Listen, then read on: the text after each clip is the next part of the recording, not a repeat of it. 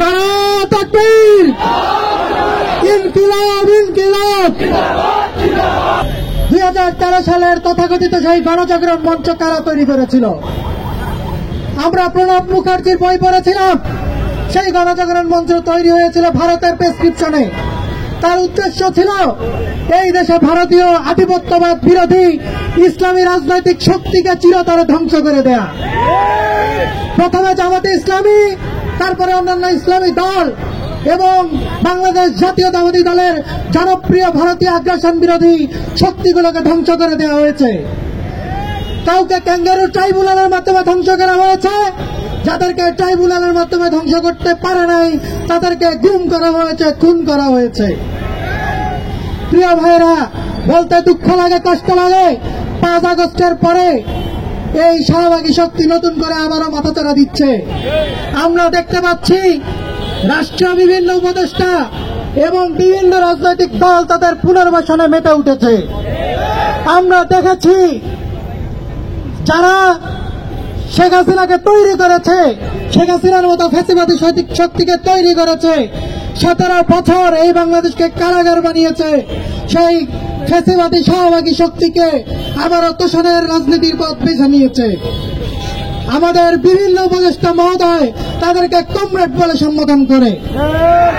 আমরা বলতে চাই, সতর্ক করে বলতে চাই, আমাদের রক্ত নিয়ে হোলি খেলে যারা এই দেশের তৌহিদি জনতাকে, এই দেশের মানুষকে হত্যা করে শাহবাগ কায়েম করেছিল, তাদেরকে পুনর্বাসনের কোন ষড়যন্ত্র এ দেশের মানুষ মেনে নেবে না।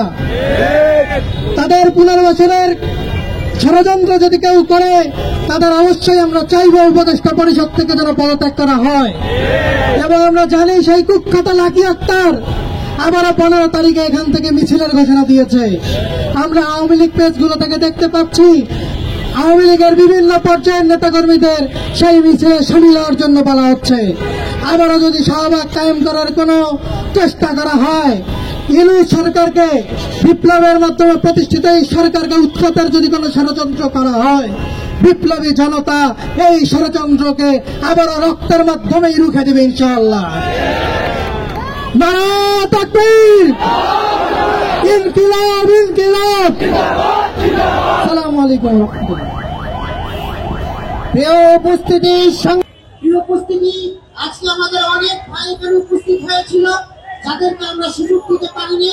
আমি আন্তরিকভাবে দুঃখ প্রকাশ করেছি।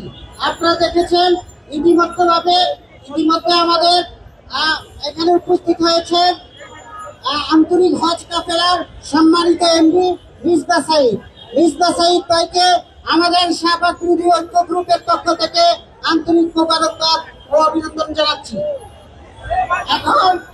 এবং আগামীকাল আপনারা যারা আনন্দিত হবেন এই শাহবাগ মঞ্চে, শাহবাগে